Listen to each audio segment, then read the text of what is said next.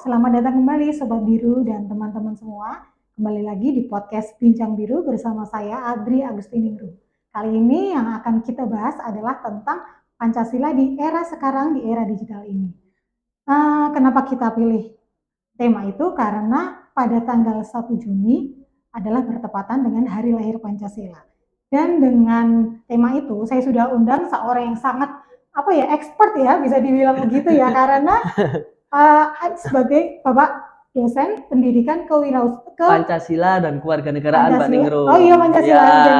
Saya ingatnya kewarganegaraan aja. Ada Pancasilanya ya? Ada Pancasilanya. Oke, perkenalan dulu boleh. Dengan baik, selamat sore Mbak Ningrum. Saya Ahmad Busro Tunufus, biasa dipanggil Busro, dosen Universitas Tidar. Kebetulan pengampu mata kuliah pendidikan Pancasila dan pendidikan kewarganegaraan.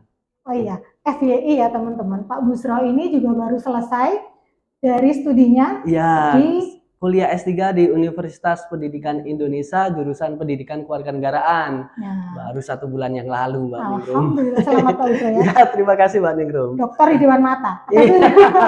Sudah dong. Jadi nggak salah pilih, saya pilih narasumber kali ini. Kita bahas tentang Pancasila. Ya. Oke, jadi yang pertama itu yang mau saya tanyakan Pak Busro itu tanggal 1 Juni itu kan hari lahir Pancasila ya. Benar. Sedangkan 1 Oktober adalah hari kesaktian Pancasila. Benar sekali. Dan itu bedanya apa sebenarnya? Jadi dulu pada saat sidang BPUPKI itu the founding fathers diminta untuk mengusulkan dasar negara. Ada 3 tokoh. Pertama ada Muhyamin, kemudian ada Supomo, dan terakhir adalah Soekarno. Nah, mulai dari tanggal 29, 30 atau 31, kemudian tanggal 1 Juni. Nah, Soekarno mengusulkan dasar negara itu pada tanggal 1 Juni. Dasar negara itulah yang kemudian disahkan oleh negara kita sebagai dasar negara yang sekarang disebutnya adalah Pancasila. Sedangkan hari kesaktian Pancasila itu jatuh pada 1 Oktober, itu asal mulanya adalah bagaimana keteguhan Pancasila dalam menjaga eksistensinya dari ancaman ideologi Pancasila itu sendiri, khususnya dalam mengantisipasi atau menjaga diri dari gerakan G30 SPKI. Jadi perbedaannya adalah 1 Juni itu hari lahirnya Pancasila, 1 Oktober adalah hari kesaktiannya. Begitu Mbak Ningrum. Oke, jadi bedanya kalau 1 Juni itu hari lahir di mana Pancasila selesai dirumuskan begitu ya? Iya, dirumuskan oleh the founding fathers. Kebetulan dari 3 itu yang disepakati adalah dasar yang disampaikan oleh Insinyur Soekarno. Ada 5 kan saat itu. Ada kebangsaan Indonesia, kemudian ada internasionalisme, kemudian ada musyawarah, kemudian ada kesejahteraan sosial, dan kemudian ketuhanan yang berkebudayaan. Itu Mbak Ningrum. Oke, kemudian kalau nilai-nilai utama Pancasila itu apa aja? Tentu saja karena ada 5 ya. Nilai yang utama pertama adalah ketuhanan yang Maha Esa, itu nilainya adalah spiritualitas dan religiulitas.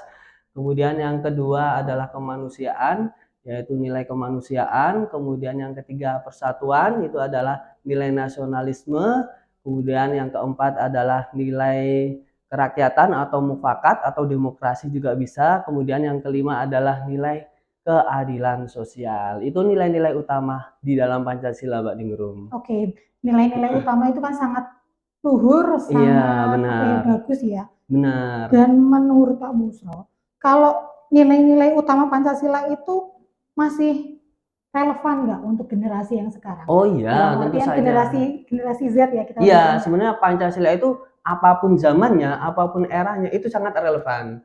Karena nilai-nilainya itu digali dari nilai bangsa Indonesia itu sendiri.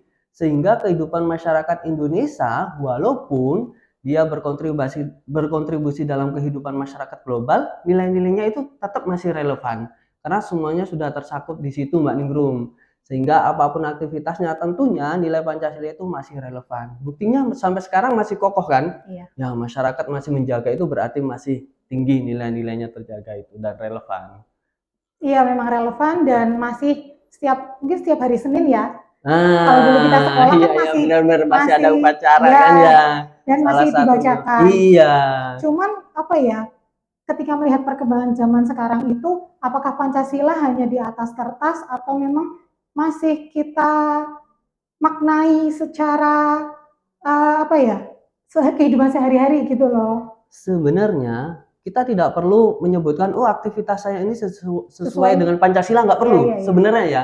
Tetapi dengan apa kita bertindak, kita bisa menilai, masyarakat lain bisa menilai, oh tindakan ini adalah tindakan yang budi luhur, sesuai dengan nilai Pancasila tanpa diungkapkan secara bahasa, Mbak Ningrum. Seperti masyarakat sekarang itu gotong royongnya masih tinggi kan? Iya. Nah, masih banyak yang taat beribadah. Nah, nilai-nilai Pancasila itu juga sudah dilaksanakan masyarakat.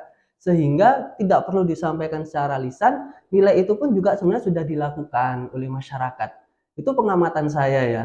Kalau baik itu untuk generasi Z ataupun generasi apapun lah, semuanya sudah menerapkan itu sih Mbak Nurul. Iya, cuman kalau dulu saya SD itu kayak Pancasila itu kayak hanya seperti hafalan. Iya kan? Jadi Iya iya Pancasila iya. itu adalah pandangan hidup. Benar, Pancasila ada ideologi ideologi juga, negara, way of life way juga. of life. Lah itu tuh kayak Heeh. saya tuh apa ya, banyak banyak yang harus dihafal dari SMP Iya. itu. Dan Heeh. kayak bagaimana cara meresapinya biar nggak cuma jadi hafalan untuk teman-teman atau adik-adik gitu. Nah, sebenarnya Pancasila itu kan kenapa di tiap upacara disampaikan, Ya. pertama supaya kita ingat dan menjaga eksistensi Pancasila itu sendiri, jangan sampai lupa tentang ideologi kita. Nah, untuk menjaga ya kita harus mempraktekkannya dalam kehidupan sehari-hari. Prakteknya misalkan kita berlaku baik kepada orang lain, kemudian toleransi atau lain sebagainya. Negara kita masih utuh sampai sekarang loh. Daripada negara-negara lain seperti perang antar masyarakat, perang antar warga negara, kita masih utuh. Berarti prakteknya Pancasila itu sebenarnya masih terjaga dengan baik.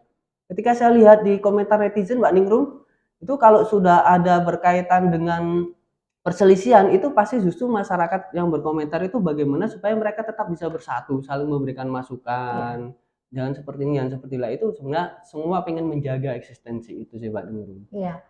Semoga eksistensi tetap terjaga dan adik-adik, teman-teman Gen Z itu juga bisa mempraktekannya, Iya, merealisasikannya bener. ke dalam konten-konten yang positif Bener, juga. harus Cuman itu. karena nggak semua konten sih ya, cuman saya pernah lihat beberapa konten itu ada konten yang seperti konten yang flexing.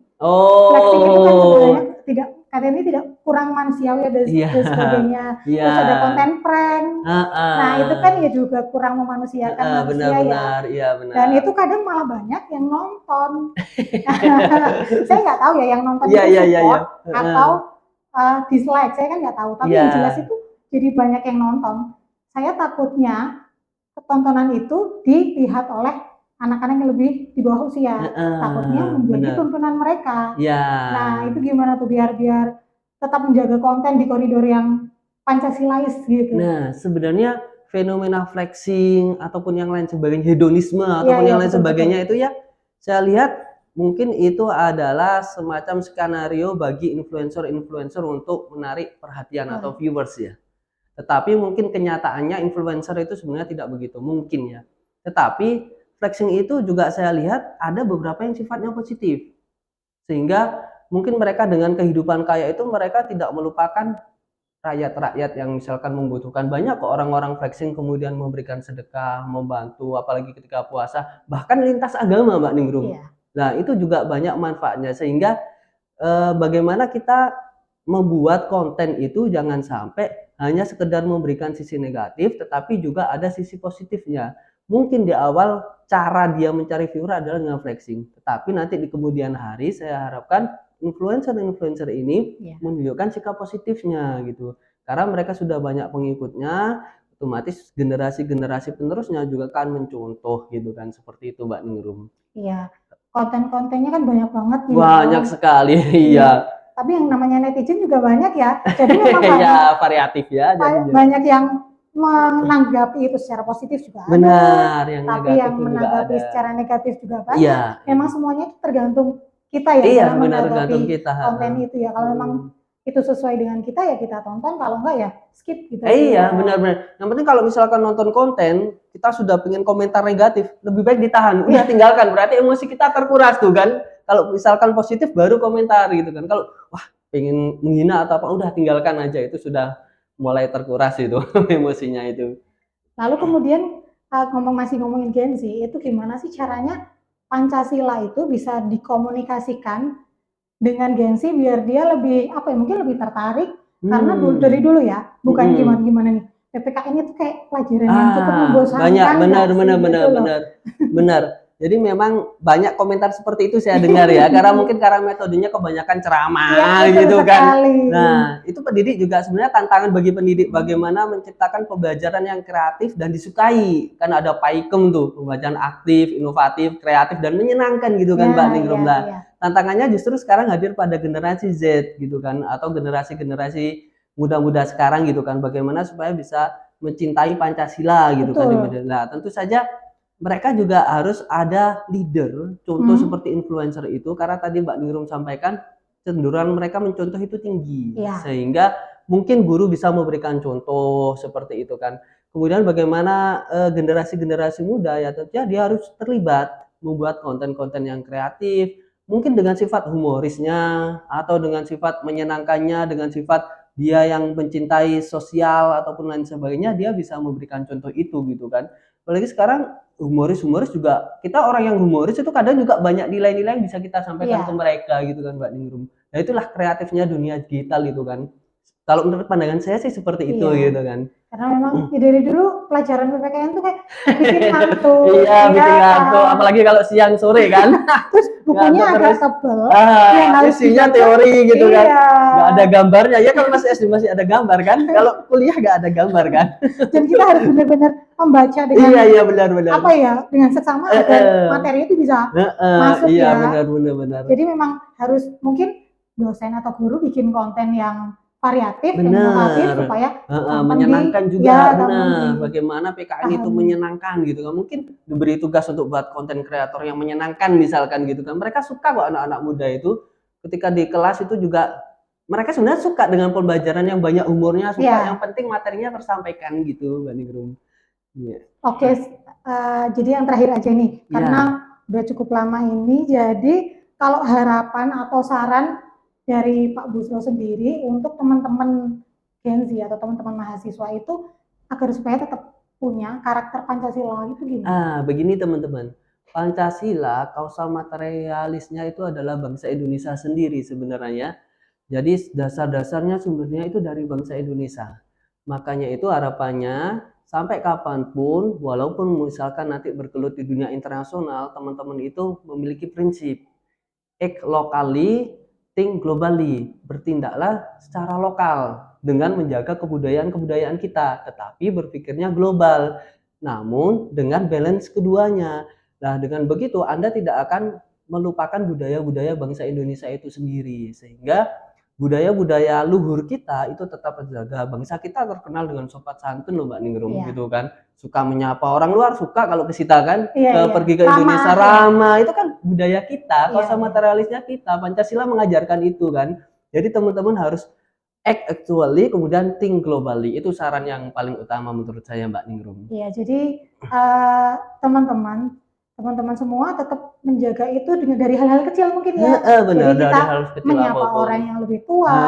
Itu budaya misalnya kita. ada gotong royong gitu kan. Kerja bakti ya. Kerja bakti, cintai produk-produk kita kan yang dijaga siapa lagi kalau bukan kita. Jangan terlalu introvert ya. Boleh ada introvert, me time boleh. Cuman kalau pas di RT atau di RW ada undangan kerja bakti, ikutlah gitu ya. Kita kan kalau kata Aristoteles kan manusia itu zon politik kan makhluk sosial, sehingga mau nggak mau ya hidup bersama ya kehidupan sosial gitu kan. Nah itu memang tantangan kita kali ini ya, nggak semua anak muda juga mau sebenarnya. Ada yang kayak malu ikut bapak-bapak kerja. Jangan seperti itu, jangan. Kalau misalkan seperti itu ya yang tua harus berperan. Bagaimana sih mengajak mereka supaya senang ikut bersosialisasi atau lain sebagainya gitu kan. Itu yang berarti memang dari hal kecil itu udah merupakan salah satu contoh karakter Pancasila ya. Iya, benar. Semuanya karakter itu ada sebenarnya di Pancasila itu. Udah lengkap lah Pancasila itu pokoknya sebenarnya. Dan memang harus jadi pedoman hidup kita. Oh iya, harus itu. Negara kita ada kan ada Pancasila gitu kan, Mbak. Kita jaga negara dengan menjaga Pancasila, Mbak Betul Ningrum. sekali. Gitu. Jadi bolehlah budaya luar masuk, boleh. Boleh, karena memang kalau kita terlalu menutup diri dengan budaya luar, kita akan tertinggal, Mbak Ningrum. Tetapi kalau kita terlalu membuka, ya kita akan terjajah. Iya. Harus balance, pokoknya menerima budaya luar yang positifnya saja. Kemudian budaya kita tetap dijaga. Itu pada prinsipnya, Mbak Ningrum. Iya. Sangat bermanfaat mungkin ya. Ya, semoga. Singkat Semoga. yang membahas tentang Pancasila ini, semoga teman-teman dan Sobat Biru bisa mengambil kesimpulan yang baik, mengambil manfaat yang baik dari obrolan kita dan tetap menjaga keutuhan nilai Pancasila. Benar, siap. Saya terima kasih sekali. Terima kasih Mbak Ningrum ya. Busro bisa hadir di sini. Lain kali mungkin kita bisa ngobrol lagi lebih panjang tentang Pancasila dan kewarganegaraan atau mungkin hal lain. Iya, boleh siap. Terima kasih, saya senang ya. Oke, terima kasih. Saya tutup. Sekian dari saya. Wassalamualaikum warahmatullahi wabarakatuh. Waalaikumsalam warahmatullahi wabarakatuh.